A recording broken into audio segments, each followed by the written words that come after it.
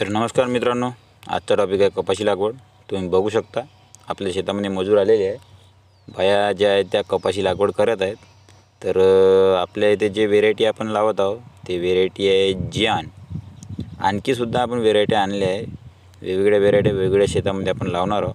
हा शेत आपल्याकडे मध्यम स्वरूपाचा आहे, या शेताला आपण एक पाणी करतो, त्यामुळे जियान हे मागच्या वर्षी आपल्याकडे होती ट्रायल बेस म्हणून आपण यावर्षी घेतलेली आहे। तर बघू शकता मध्यम स्वरूपाची जमीन असल्यामुळे आपण अंतर जे आहे ते 3.5 फूट घेतला आहे। म्हटले रो टू रो डिस्टन्स 3.5 फूट आणि प्लांट टू प्लांट डिस्टन्स तुम्ही बघू शकता 1.5 फुटापर्यंत घेतलेले आहे। 1 ते 1.5 फुटापर्यंत 2 फुटापर्यंत आपण लावतो, पण मध्यम स्वरूपाची असल्यामुळे इथे आपण 1.5 फुटापर्यंत घेतला आहे आणि रो टू रो डिस्टन्स 3.5 फूट घेतला आहे। म्हणजे झाडांची संख्यासुद्धा चांगली बसेल आणि आपलं उत्पादनसुद्धा चांगलं।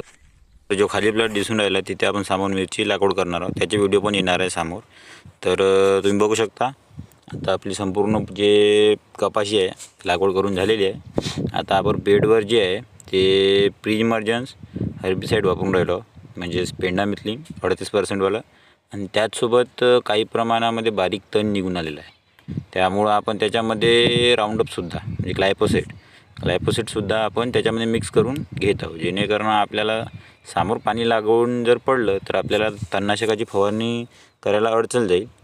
त्यामुळे आपण आताच प्री-इमर्जन्स म्हणून तणनाशक वापरत आहोत, जेणेकरून आपल्याला समोर त्रास जाणार नाही, एखादी महिना तण जे आहे ते उगवणार नाही आणि आपल्या प्लांटची जे ग्रोथ आहे ते चांगल्या प्रकारे होईल। तर अशाच नवनवीन अपडेटसाठी तुम्ही आमच्यासोबत राहा। तर भेटू पुढच्या व्हिडिओमध्ये। जय जवान जय किसान।